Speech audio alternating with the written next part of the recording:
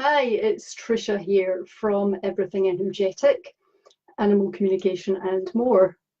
And this is day one of a week of Facebook Lives.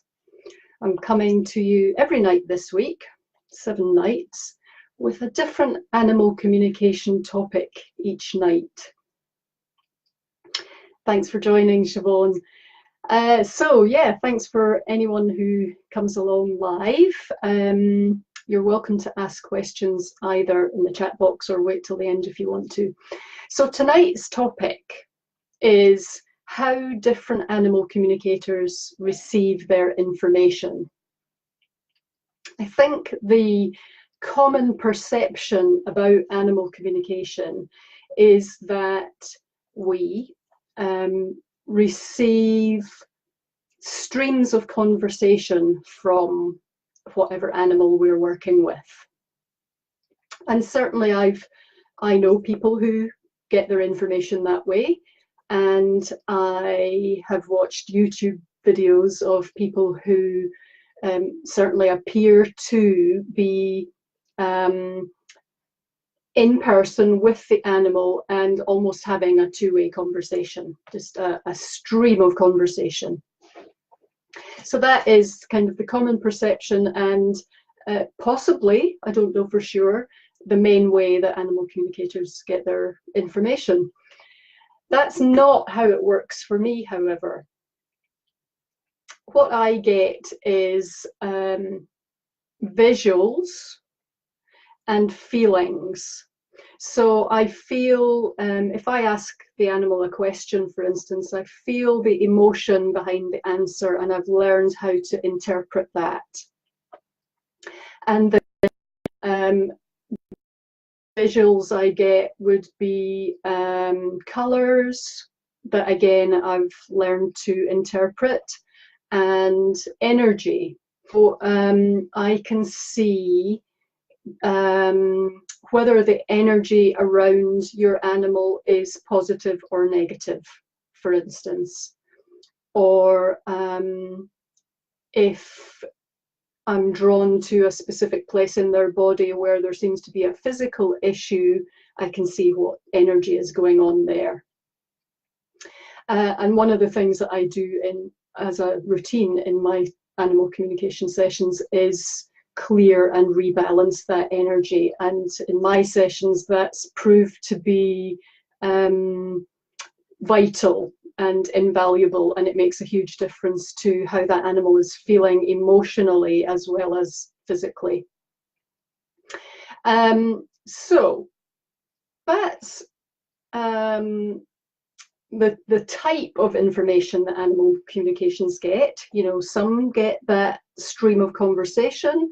Me, I get the feelings, the visuals, the energy, and I've just learned how to interpret it all. Then how we get that information can differ a bit as well.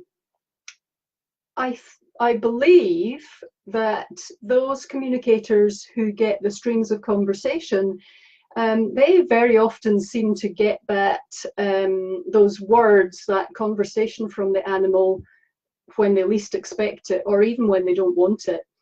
They might be walking down the street and pass a complete stranger walking their dog and hear that dog speaking to them, asking them a question, asking them for help, or whatever it is. Again, maybe I just like to be different. I don't receive my information that way. The way I receive my information is more like tuning into a radio station. So I have to specifically make a connection, and I always ask permission. So it's a bit like tuning in that dial and finding the right station. And then I know I've made my connection, and everything is clear, the signal is clear, and the information starts coming. And then when I'm finished, I can just turn the radio off and end the signal and end the communication. So it's a little different. I don't get random information when I meet you know, a dog in the street, or if I'm at a horse show or something. Your horse isn't telling tales on you. If you see me walking past, I'm probably not getting anything at all. It just doesn't work like that for me. I have to specifically tune in. That also means that, hi Jessie, that also means that I don't at this point receive information from wild animals. So far, all my communications have been largely with domestic animals, animals that belong to someone, and that person has asked me and given me permission to connect with that animal.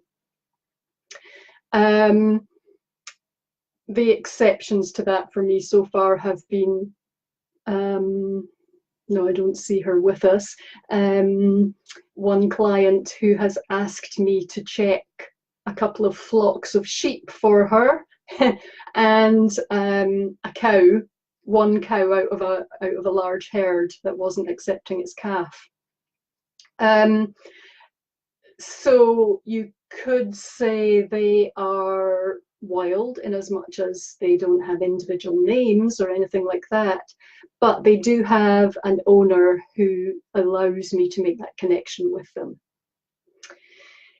So one thing on my to-do list is still, I may have mentioned this once before, is to make a visit to the local zoo and just sit by myself with the animals and see whether, with completely wild animals where there's no human intermediary for them, whether I can make a connection with them and what sort of information I get.